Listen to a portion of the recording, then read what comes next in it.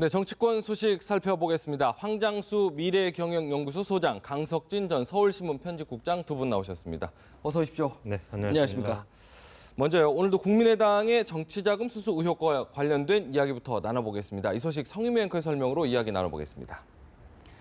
출범 이틀 만에 자체 진상조사단이 내놓은 결론은 사실 무근이었습니다. 김수민 의원 측 디자인업체가 외부 홍보업체로부터 받은 2억 원대 자금이 제3의 용처로 흘러간 흔적이 전혀 없다는 게 바로 그 이유인데요. 먼저 국민의당의 입장 들어보겠습니다. 국민의당은 말할 것도 없고 우리 당 어느 누구도 나간 적이 없습니다. 여기 다 있다. 이른바 리베이트가 국민의당의 관계자에 흘러갔다는 것은 전혀 근거가 없는 거로. 네, 김수민 의원의 목소리에도 한결 자신감이 배어나왔습니다. 공천 헌금이 없고 리베이트 또한 없었다는 것을 정확하게 말씀드리고 싶습니다. 하지만 의혹이 해소될지는 여전히 미지수입니다. 검찰에 고발된 김수민, 박선숙 의원은 진상조사는 고사하고 면담조차 하지 않았기 때문입니다. 또한 또 다른 핵심 의혹인 김 의원의 비례대표 공천 내막 역시 정무적인 영역이라는 이유를 내세워 처음부터 조사 대상에서 제외됐습니다. 공천한 것이고 어떤 절차는 그걸로 우린 거기에 대해서는 더 이상 판단할 이유가 없다고 생각합니다.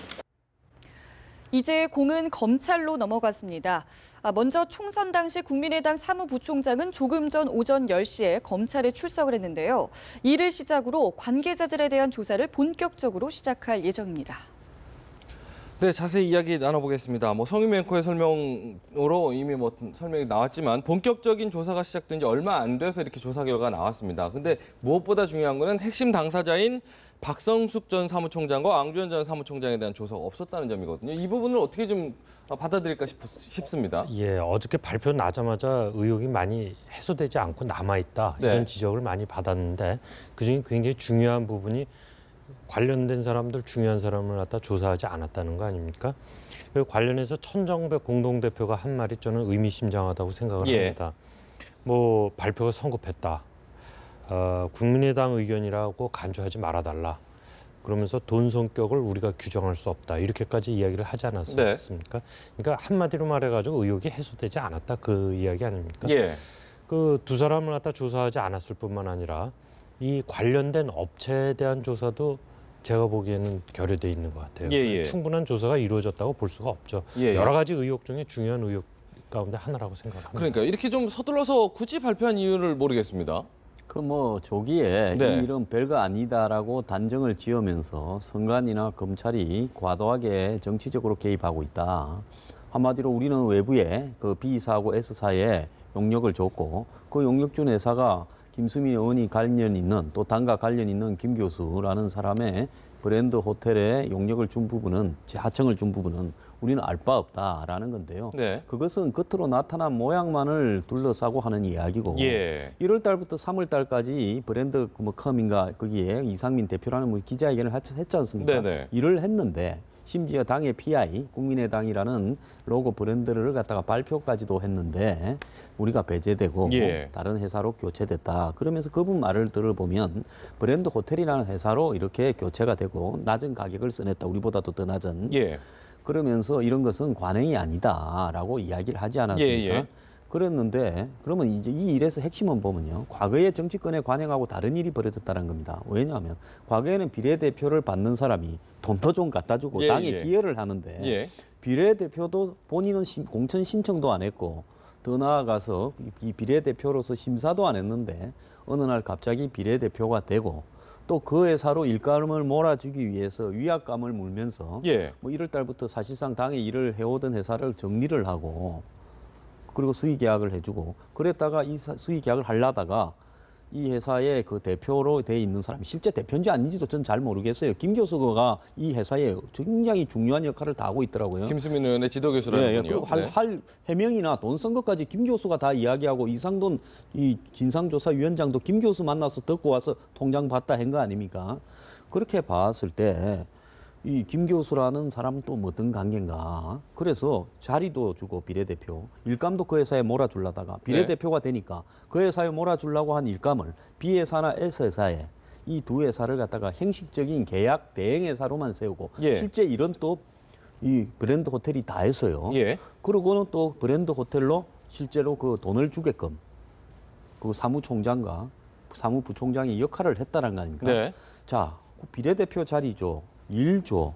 또 일을 갖다가 비례대표를 받아서 할 수 없게 되니까 그 일을 할 수 있게끔 하기 위해서 돈을 또 주도록 개입을 해. 예. 자, 이 정도로 한 일이 정치사회에서 전무후무한 일 아니겠습니까? 그런데 돈이 있니 없니만 가지고 진상조사를 해봤더만은 문제가 없다라고 예. 이야기하는 거는 말이 안 되는 거죠. 일단 말씀만 들어도 굉장히 복잡한 설명을 좀 해주신 부분이 있는데 이렇게만 들어도 사실 뭐 쉽게 설명해 주셨는데도 불구하고 복잡해요, 굉장히. 근데 그 부분에서 돈 받은 거 없다.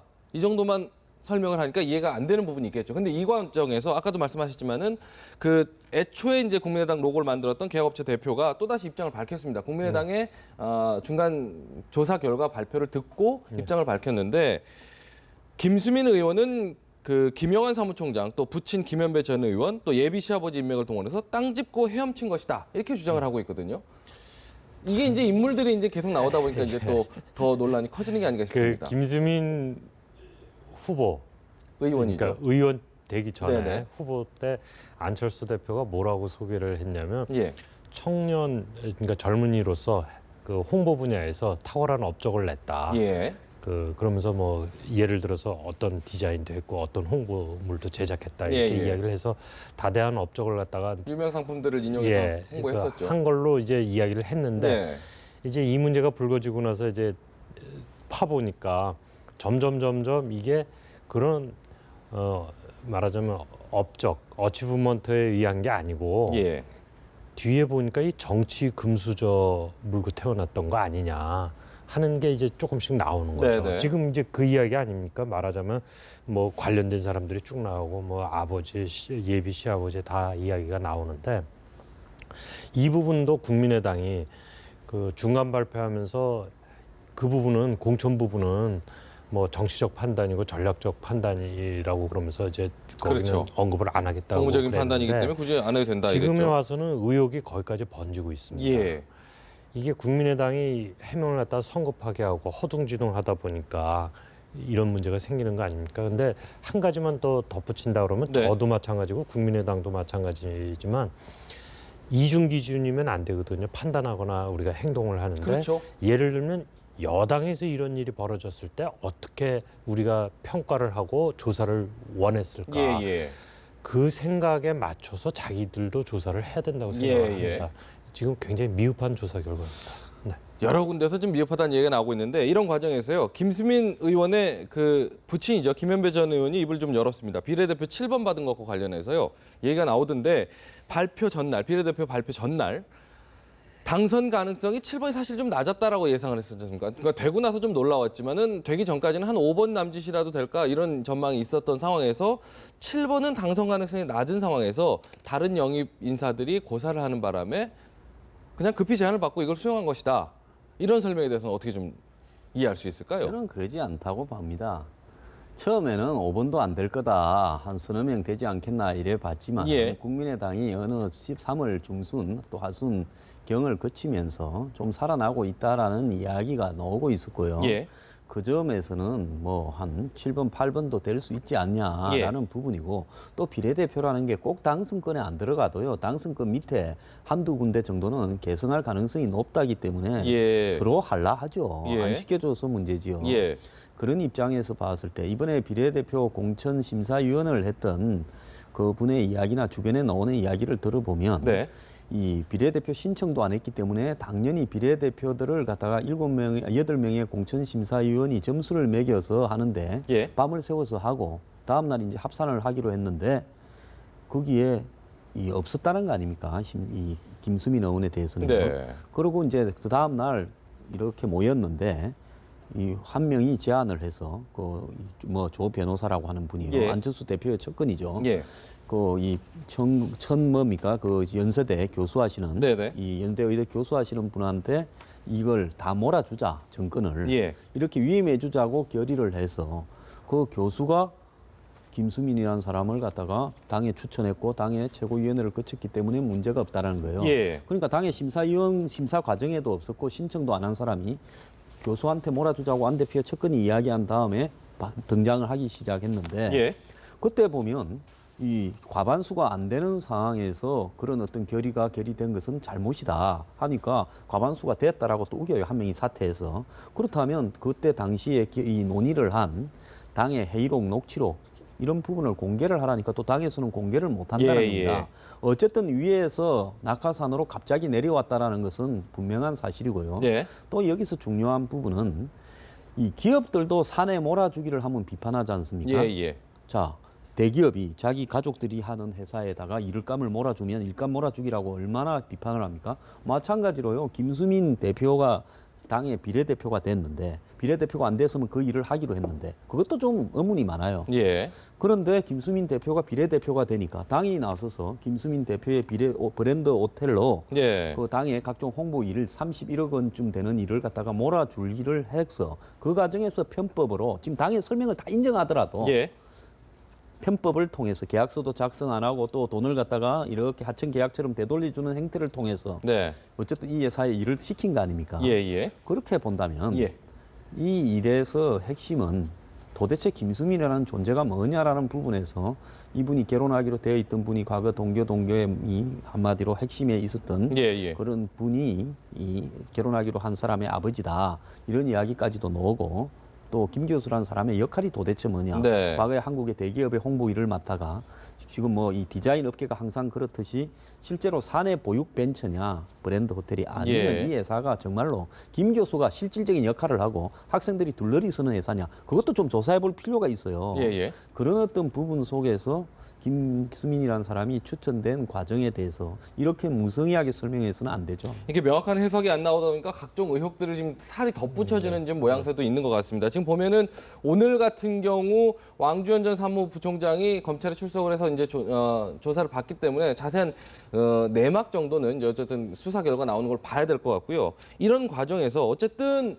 국민의당이 새 정치를 강조하고 안철수 의원의 대표 브랜드 아니겠습니까? 근데 이런 부분에서 문제점이 이렇게 논란이 되면서 새누리당에서도 이제 공격을 하기 시작을 했어요. 새누리당 네, 김태흠 의원 같은 경우도 클린 정치, 새 정치를 하겠다고 하면서 가장 구악의 정치를 하고 있다.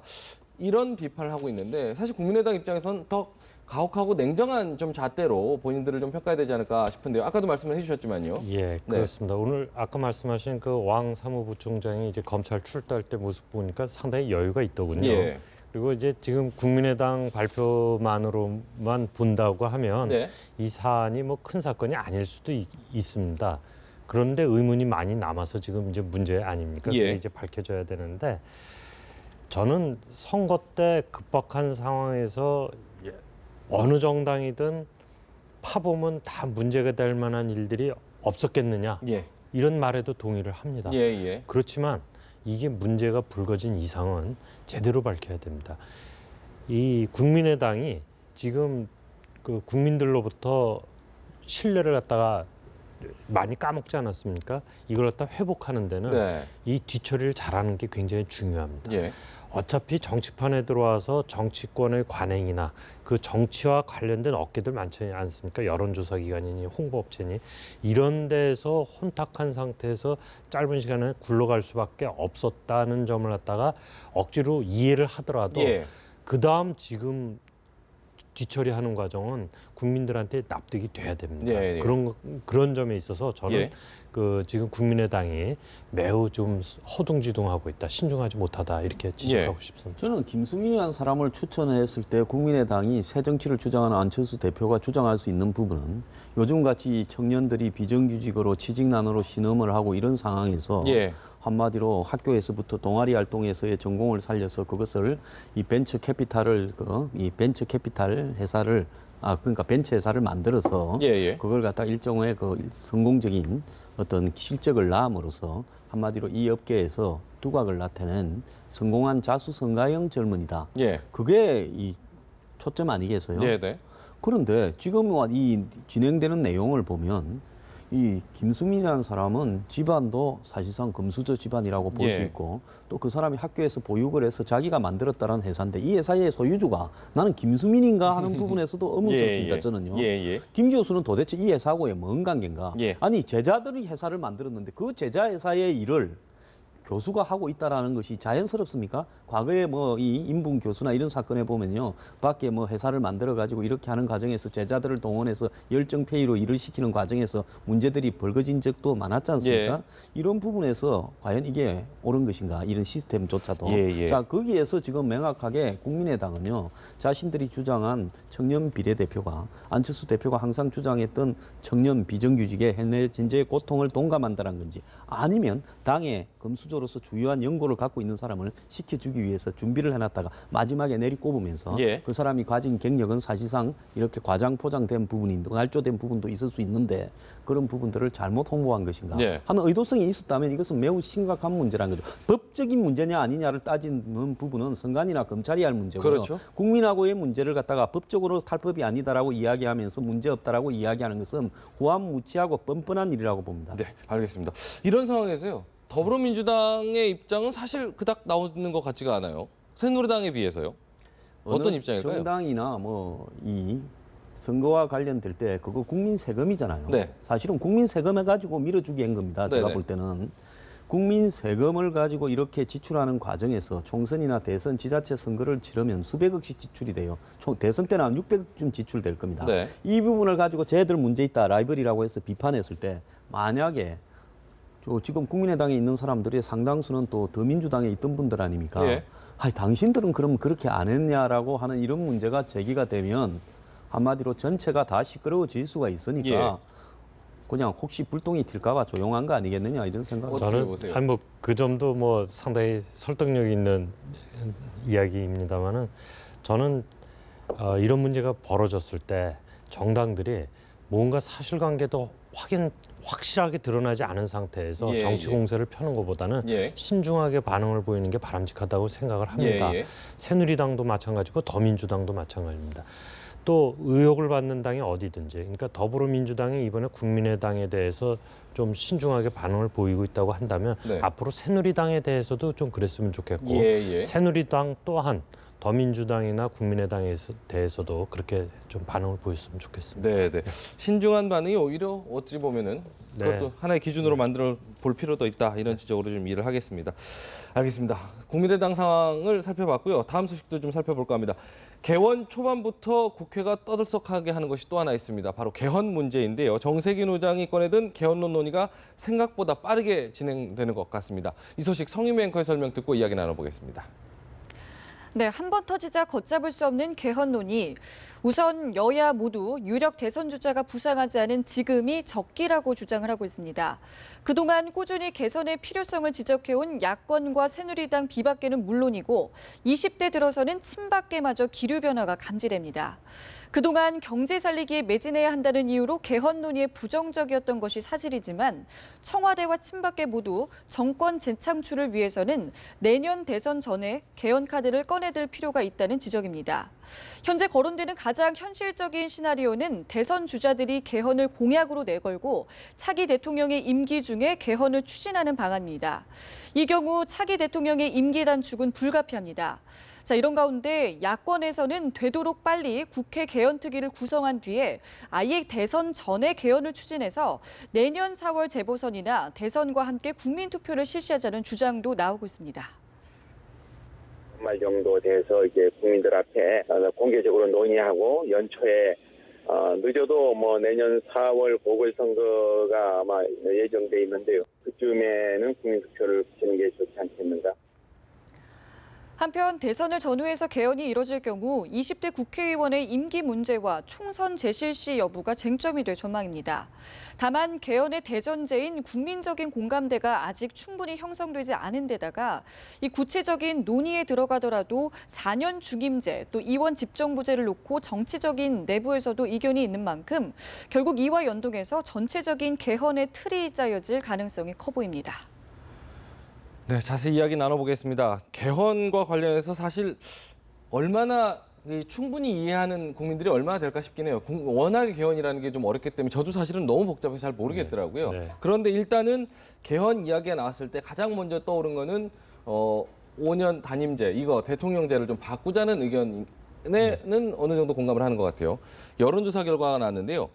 찬성이 69.8%, 반대가 12.5%입니다. 어쨌든 바뀌어야 된다는 데는 공감을 하고 있는 것 같아요. 어떻게 좀 이 부분에 대해서 평가하세요? 지금 개헌론이 나온 지 오래됐습니다. 네. 노무현 대통령 때 원포인트 개헌론이 부상하지 않았습니까? 그랬었죠. 그때 물론 지금 새누리당이 된 전신 한나라당이 반대를 했었죠. 네. 그래서 그때 개헌 무산됐지만 그때부터 이미 권력구조 개편 등에 대해서는 필요성이 있었고요. 제기됐었고요. 그다음에 우리 지금 헌법이 87년 체제 때 급하게 만들지 않았습니까? 좀 미비한 점이 원래 있었던 데다가 예. 그 사이에 사회 발전, 특히 그 복지권 등을 중심으로 한 사회민주적 기본권의 강화라든지 정보사회 기반 기초를 담는다든지 통일을 대비한다든지 여러 가지 그 보완이 필요하다는 지적들은 많이 나왔었습니다. 예. 그렇기 때문에 국민들도 개헌 문제에 관해서는 필요성은 광범위하게 공감하고 있는 거 아닌가? 예. 저는 그렇게 보고 있습니다. 네네. 지금 보면은 안 그래도 지금 개헌이 가장 최적기다라는 얘기를 하고 있거든요. 공감대도 어느 정도 조금 만들어지는 분위기고 유력한 대선 주자도 없는 지금 상황이 개헌을 논의하기엔 가장 최적기다 이런 이야기들을 하고 있는데 황 선생님 생각은 어떻게 생각하세요? 근데 개헌을 정말로 국민들이 원하는가? 제 주변에요. 이 먹고 사는데 이 현재 헌법 체제가 불합리해서 30년쯤 지나서 낡아가지고 진짜 먹고 사는데 힘드니까 헌법 바꿔야 된다 하는 사람 하나도 없습니다. 네. 원래 개헌이라는 것은 경제, 사회, 이런 복지 이런 부분에 있어서 이 헌법에서 규정이 시절이 지나서 이 현상과 안 맞으면 예. 고치는 부분인데 예. 한국에는 개헌이 그걸 권력 구조 개편, 즉 대통령제를 어떻게 하느냐로 거의 규착되는 거 아닙니까? 네. 지금도 개헌을 해야 되는 데서는 30년 지난 헌법의 이 낡음을 이야기하고 시대 정신에 맞는 새로운 어떤 이 체제를 만들어야 된다라고 컨텐츠처럼 이야기하지만 네. 개헌 논의가 시작되면 이 모든 것은 다 사라져버리고 예. 권력 구조를 대통령제로 할 거냐, 내각제로 할 거냐, 오스트리아식 이원집정부제로 할 거냐는 겁니다. 그런데 국민들은 그것도 모르고 개헌 찬성하냐 반대냐 하냐면 개헌이란 말이 들어오면 또 찬성한다고 그냥 이야기를 합니다. 그런데 찬성하는 내용 중에 보면 절반 이상이 60%가 4년 중임제 개헌을 갖다가 찬성을 하지 예. 이원집정부냐 내각제는 안 해요. 그런데 정치권에서 지금 개헌을 도모하고 있는 여권이나 야권의 이 다수의 의원들은 보면 뭔가 하면 오스트리아식 이원집정부제 개헌을 하겠다고 작정을 한 채 이걸 끌고 가면서 예. 국민의 여론이 개헌을 원한다라는 미끼를 삼을 때 예. 한마디로 거기에 4년 중임제가 압도적으로 많음에도 불구하고 그 이야기는 제대로 안 한 채 지금 마치 헌법 체제의 낡음만 이야기하면서 예. 개헌 논의가 시작되면 이원 집정부제로 끌고 가려고 하는 거죠. 그런 논의에서 봤을 때 아까 친박 진영 같은 경우에도 정권을 재창출하기 위해서 개헌한다. 이게 말이 되는 소리입니까?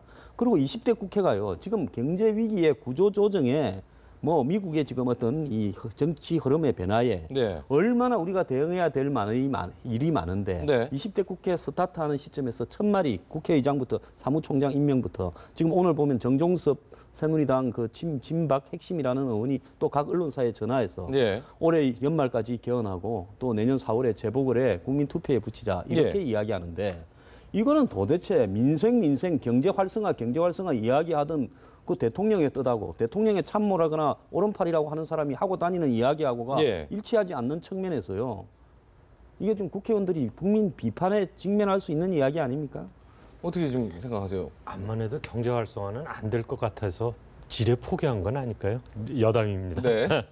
근데 지금 우리 황 소장님 말씀하신 대로 권력구조 개편의 논의에 초점이 맺혀지는 거는 이제 사실입니다. 예, 예. 근데 이제 이게 개헌 이미 뚜껑이 열렸는데 저는 시민사회로부터는 상당히 다른 목소리가 나오리라고 기대를 합니다. 예. 그 권력구조하고 관련해서는 제가 하나만 좀 덧붙이면요. 이원 집정부제는 이제 전두환 정권 시절에도 추진을 했었는데 네. 영구집권 음모다라고 그래서 배격당하지 않았습니까?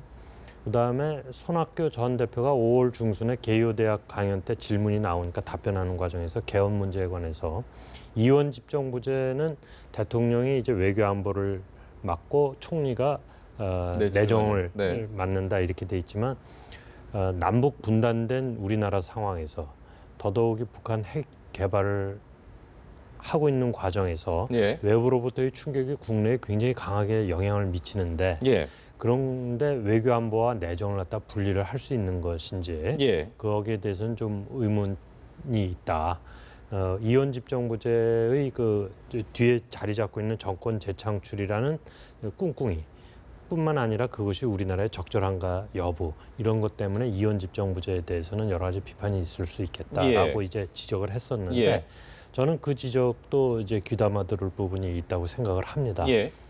그리고 지금 이제 4년 중임제에 대해서도 비판하는 사람들도 꽤 있고 또 내각제까지 우리가 갈 수 있느냐 하는 이야기도 있습니다. 어차피 이런 문제들은 전부 테이블 위에다 올려놓고 다 말을 해서 걸러내야 될 부분들이죠. 예. 어떤 특정 입장만을 갖고 선호하거나 해서는 안 된다고 생각을 그렇죠. 하는데 다만 지금 친박이 생각하는 대로 뭐 반기문 유엔 사무총장을 갖다 대통령으로 해서 외교안보로 싹 맡기고 네. 자 친박 총리 체제로 가고 이런 거는 국민들이 절대 받아들일 리가 없다고 저는 생각을 예. 합니다. 지금 황 선생님 말씀하신 대로 어쨌든 지금 다뤄야 될 이야기가 너무 많은데 모든 것이 권력 집중, 권력 구조 개편과 관련해서 이야기만 나온다라고 얘기하고 있는데 지금 말씀하신 대로라면은 각 그 진영이라든지 각 당 상황 따라서 대선 주자들 따라서 다 의견이 다르거든요. 이원 집정부제가 됐든 뭐 연임제가 됐든 이런 이야기만 매몰돼 있다 보면 당초 이야기했던 올해 안에 무슨 결론 날 수 있겠습니까? 무슨 결론이나 날 수 있을까요? 아니요, 저는 그렇지 않다고 보고요.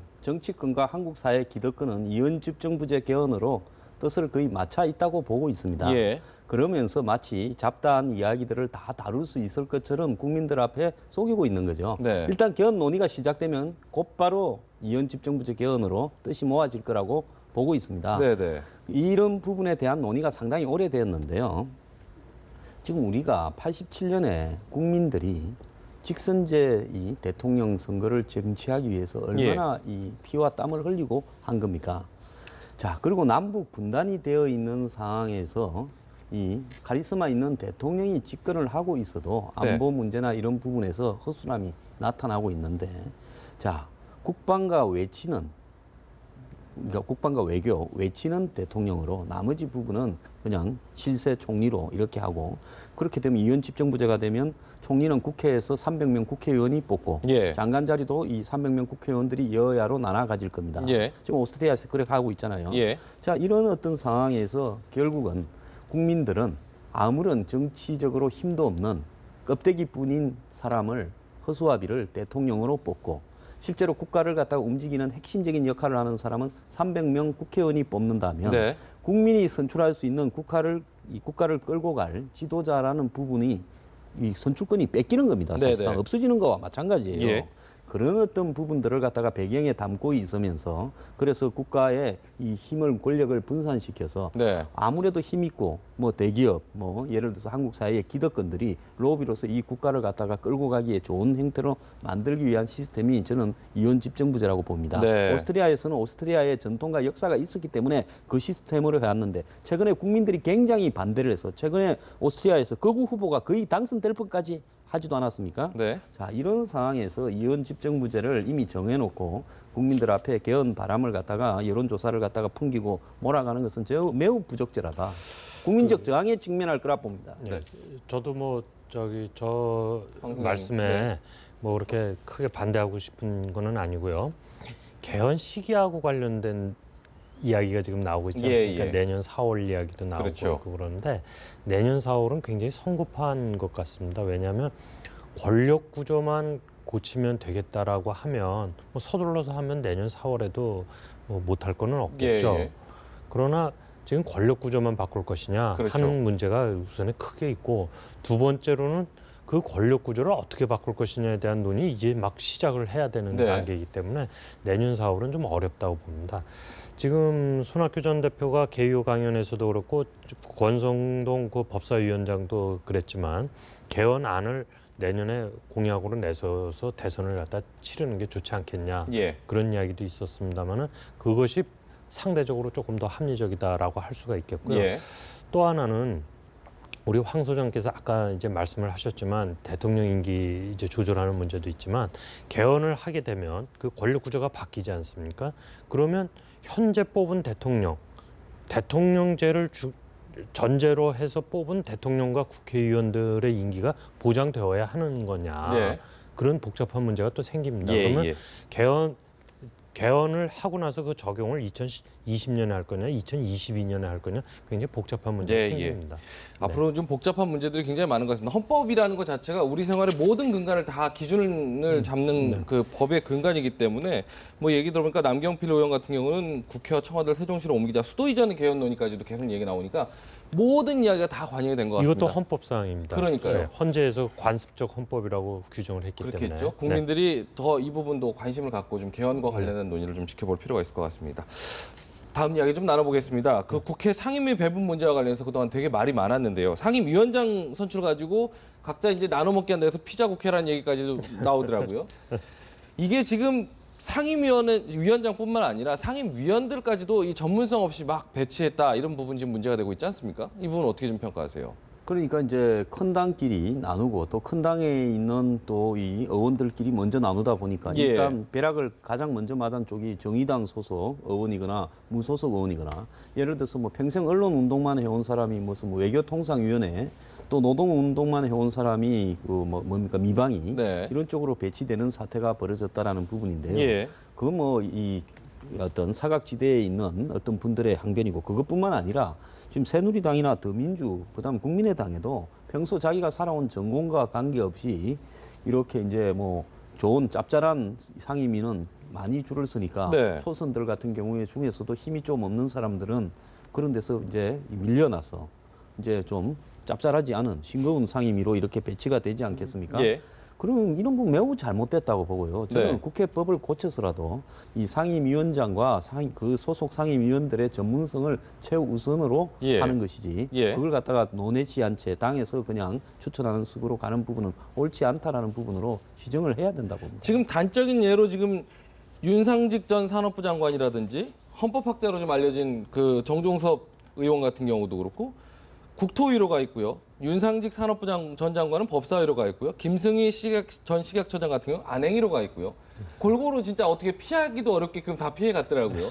전문성을 이렇게 못 살리는 이게 어떤 기준으로 이렇게 만들었기 때문에 이렇게 된 건지 궁금해요. 이게 아마 우리나라에서 상임위 배정하는데 선수하고 나이 이런 것들을 갖다가 이제 많이 고려를 하고 전문성 1순위가 아니군요. 그렇죠. 그렇게 하고 이제 그 당내 실세면 또 자기 원하는 데 가고 그러다 보니까 이런 일들이 벌어지고 있는 거 아닌가 이렇게 생각이 됩니다. 네. 이게 이제 전문성을 살려야 된다는 건 분명히 중요하죠.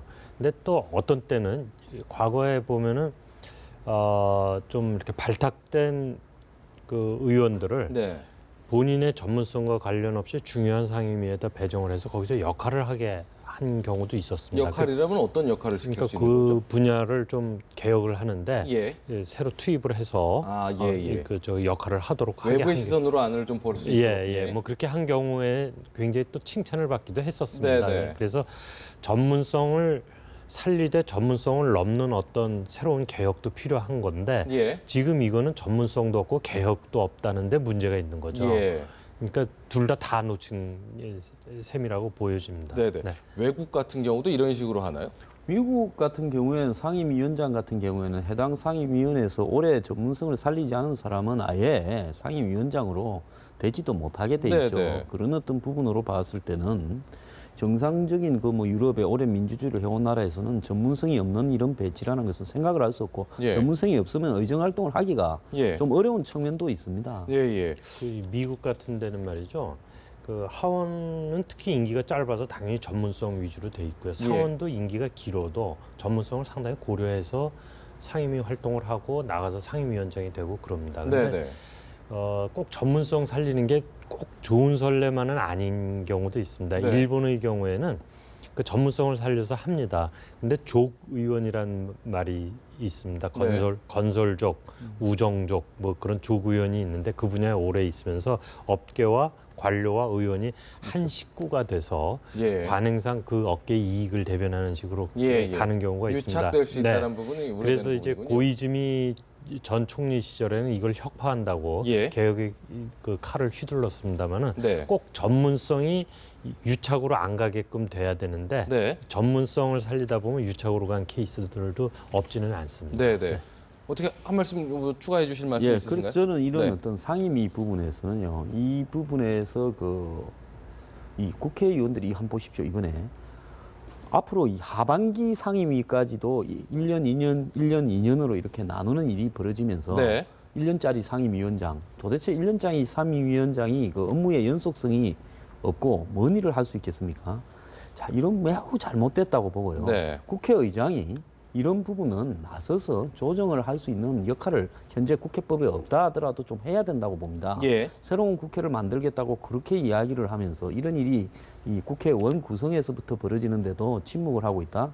뭐 국회의장이나 국회 사무총장이 국회 개원 첫날부터 개헌 이야기만 하는데 개헌 이야기할 게 아니라 국회의원의 전문성을 강화하는 부분에서 조정 역할을 좀 해야 될 거 아니냐 네, 네. 이렇게 봅니다. 아까 말씀하신 대로 이제 상임위 활동하는 의원과 피감기관과의 유착 관계를 우려하는 부분도 있긴 하지만 한편으로는 아까 말씀하신 대로 그 기준 자체가 선수 기준이냐 지역 기준이냐 이런 부분에 있어서는 어찌 보면은 탈피를 해야죠. 탈피를 해야 될 부분이 네, 아닌가 싶습니다. 네, 이게 그렇습니다. 특권 내려놓기 이야기를 많이 하고 있는데 네. 이 부분도 혹시 국회의원들끼리 갑질 아닌가 이런 생각도 뭐 드는데요. 이것도 저 기득권, 국회 내의 기득권이죠. 그리고 갑질이라고 볼 수 있죠. 네, 네.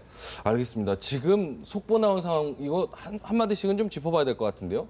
새누리당 비대위에서 탈당파 전원을 일괄 복당하기로 결정을 했다. 어떻게 좀 평가를 좀 하세요? 이런 얘기 좀 갑작스러운 소식인 것 같긴 그러면 한데요. 유승민 의원까지 이제 포함해서 네. 판단하는 부분인데요. 제가 봤을 때는 아마 전당대 일정이나 또 전당대 구도 이런 전체적인 틀에서 이 친박 핵심이 자신감이 좀 생겼다. 네. 그런 부분에서 봤을 때 유승민 의원이 들어온다 하더라도 그 부분에 크게 영향을 못 미칠 거다. 네. 그러면서 이제 원구성이 끝났으니까 사실 진작 하고 싶었는데 이걸 네. 했다가는 일당이 되어서 인위적으로 원구성에 국회의장을 우리가 해야 되겠다 이럴까봐 못했는데 예. 이제 원구성이 끝났으니까 뭐 해도 욕을 국민들로부터는 별로 먹지 않지 않겠느냐 예. 이렇게 했는데 유승민 의원을 조기에 저렇게 복당을 시키는 부분에 동의했다라는 부분은 네. 결국은 그 이 비주류들이 뭐 일정하게 좀 세력화되거나 예. 또 반발을 하더라도 이 남은 어떤 정치 일정에서 권력 핵심이나 친박의 구상이 관철될 수 있는 부분에 큰 하자가 없다라는 저는 내부 좀 정돈의 결과 아닌가 이렇게 봅니다. 예. 짧게 한 말씀만 듣고 끝내겠습니다. 유승민 의원을 갖다 복당시키지 않고는 이 전국을 갖다 계속 끌어가기가 어려웠겠죠. 예. 그리고 당장은 친박이 그럼에도 불구하고 당권을 갖다가 쥐고 갈 수 있다고 생각할지 모르겠지만 예. 장기적으로는 중장기적으로는 상당히 큰 영향을 미칠 걸로 봅니다. 알겠습니다. 뉴스를 마칠 말미에 이런 속보가 터져서 자세한 얘기는 다루지 못했는데 이어지는 뉴스에서 보다 자세히 이야기 나눠보겠습니다. 정치권 소식 황장수 미래경영연구소 소장 강석진 전 서울신문 편집국장 두 분과 함께 살펴봤습니다. 오늘 말씀 고맙습니다. 감사합니다.